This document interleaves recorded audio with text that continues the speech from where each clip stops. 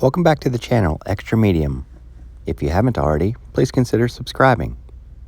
It'll be good for you. So the reason for this video is simple. When I line up to race against long stroke 300s, this is what happens. They leave me. They must not like me, I don't know. But we're gonna do something about that today. I have this extra engine. So this is a Ninja 250 motor, and I'm gonna start pulling this apart. Now I'm pulling this all apart because I'm going to do what every Ninja 250 owner wants to do. Big bore kit. That's right, we're going to bore this sucker out to 265 cc's with 13.5 to 1 compression. In the description, I will put links to all the parts that I'm using for this build. So disassembling the engine is very easy actually. You just take out all the bolts that you can find. It's really not that hard, but understanding how the engine goes together will guide you on which order you need to take things apart.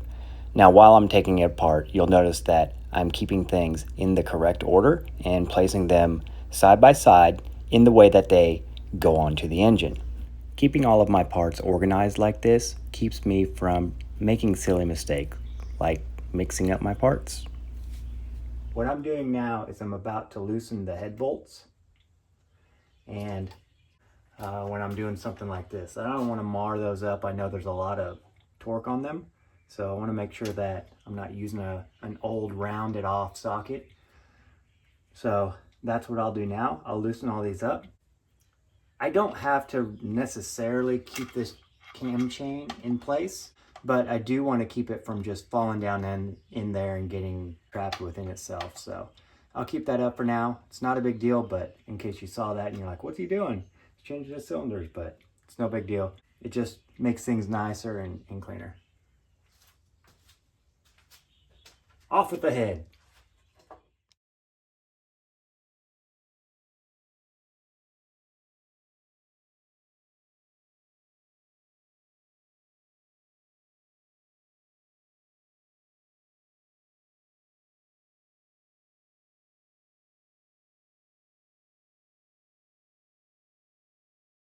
All right, everything's loose now, so I'm going to gently and carefully, just in case I forgot something else, try to pull the head straight off.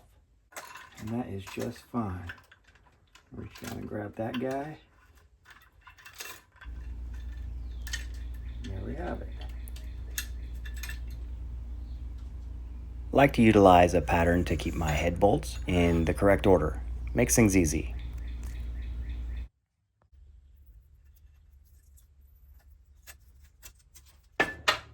Boom. Got it. Look at those nasty pistons. Look at these nasty cylinders. Whew.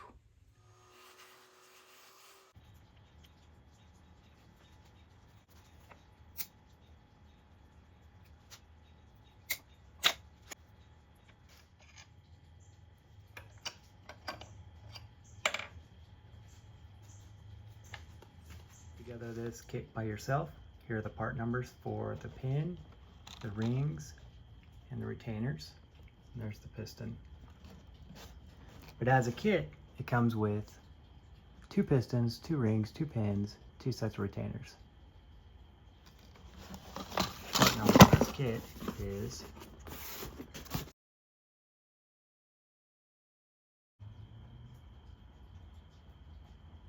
300173. So these big bore pistons are domed on the top, which gives them a higher compression ratio, so it squishes the air more. The stock ones are like 11 something. These big bore pistons are 13.5 to 1, so it'll operate better. Time to get bored out. Let's go to the machine shop. Now, all machining on this engine has been done by Northwest Arkansas Machine Shop. Cassandra, one of the machinists, is an expert.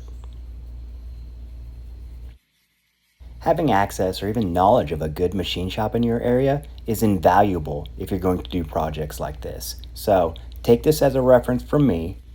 Northwest Arkansas Machine Shop in Centerton, Arkansas is the place to go if you don't have a place of your own.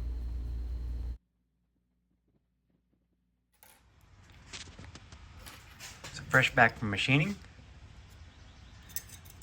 Take this top ring, I'll stick it in here like this so it compresses. I'll flip it over sideways. And I'll use the piston to square it within the cylinder. Just kind of tap it down in there. Doesn't have to be all the way or anything like that. Now, 12, the smaller gap goes in the top ring, and this is the top ring. So you just need to make sure that this is 12. Stick it down in there.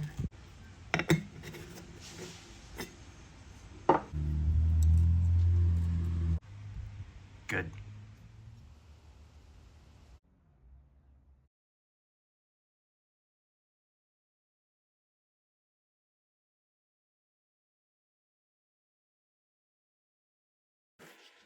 Last thing to consider here before you go throwing this back together is make sure that your pistons are in the correct orientation. Know that the intake is on this side, so the intake valves are smaller. So the smaller valve should be on this side, on both of them. You want to make sure you have the correct orientation so that you're not bashing your pistons up against your valves, because the indentions are different sizes. So just take note of that and make sure you put it in the right way. So I put the circlip on one side of each of the pistons. That way when I have the rings seated in the cylinders, it's much easier to do when it's on my table.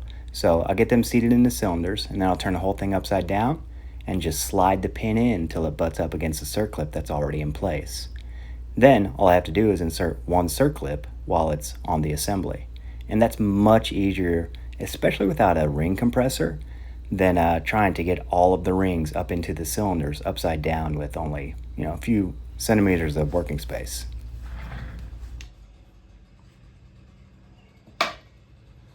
Take out my magnets. Stick magnets all around wherever I can so that a circlip, if I drop it, which I do a lot, doesn't fall into the engine cases or into the side case. Magnet will catch that sucker quick. Alright, so now I've got them both on there. Make sure that our rings are still within the cylinders. Line everything back up and push it down. There we go. In order to keep track of which of these go where, make a little diagram. I'll just take them out one by one. Make sure that the shim is under there. There it is. It's in there still. I'll set it in the corresponding place.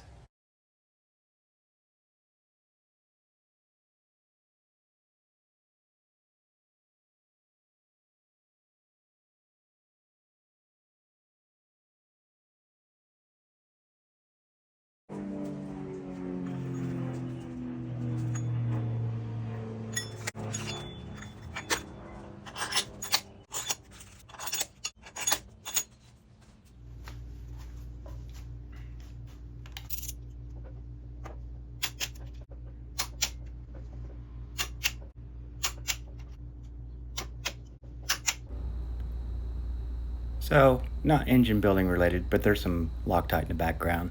Look at this little owlet moth that landed on my desk.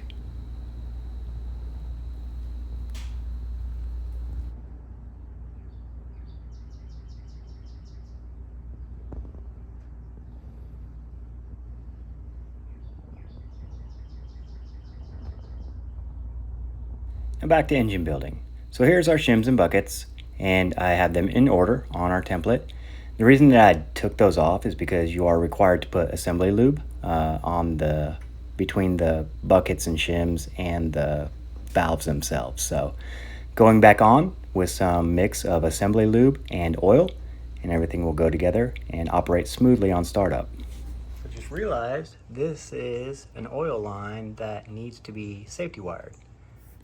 And this end of it goes up here on the head. This also needs to have a hole in the banjo for safety wire. So you're never done with safety wiring. I got that there, that there.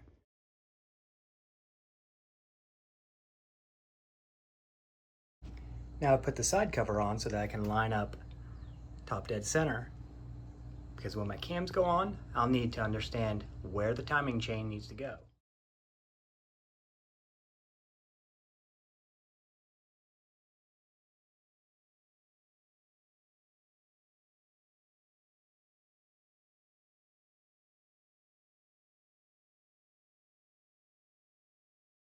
So this gasket sealant, not gasket maker, but gasket sealant, basically makes sure that your valleys here, that the rubber gasket adheres to that curvature. So you need this when you're dealing with a rubber gasket that has these semicircle cutouts. Instead of just squeezing this on there, just like toothpaste, here's what I like to do. I just make myself a little painting palette. Didn't have to be anything fantastic, or I just put some of this out there. And you may say this is ridiculous, but this works for me, so maybe it'll work for you too. Grab your little paintbrush from your kids' painting supplies, and then just put that on there delicately like that. You can control how much you get, how much you put on. You can pull it right off if you need to. I'm using this paintbrush because you don't need a lot of this sealant. You just need enough for it to take these compound curves that the rubber has to go through and stress about, and then make it stick to those curves against its will. The stock water neck shoots off a little bit like this, kind of off to the side. I want it to go straight ahead like this. So I went ahead and I cut off the little nub that resides underneath this and keeps the water neck in place. So what I've done is cut that off and grinded it down so that I can turn it and there's enough clearance. And I've taken an old water neck and cut the nub off of that as well. Now we'll place that onto here.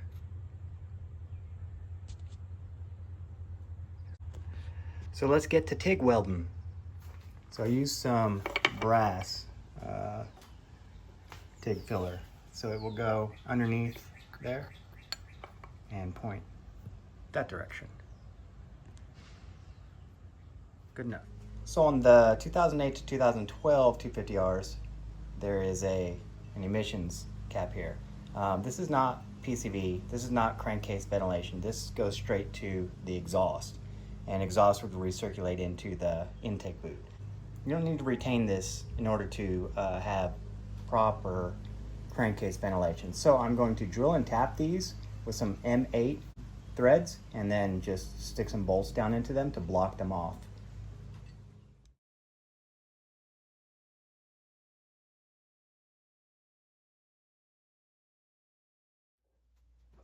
For now, I'm just going to button up the clutch side with the clutch discs that were already in the motor. This will be fine because I'm going to change the oil after initial break-in on the motor. So that'll be all right. And there we have it, 265 cc's of over square Ninja power. I can't wait to see how it feels in the bike. This engine build was not really that difficult. However, it did take quite a bit of time because of the in and out of parts, waiting for the machinist, and back and forth. That's how these things go. So put a little bit of time on your schedule if you want to do a similar build, but I'm sure it's well worth it. It was a lot of fun, I'll tell you that much. Thanks for tuning in, and I'll see you next time.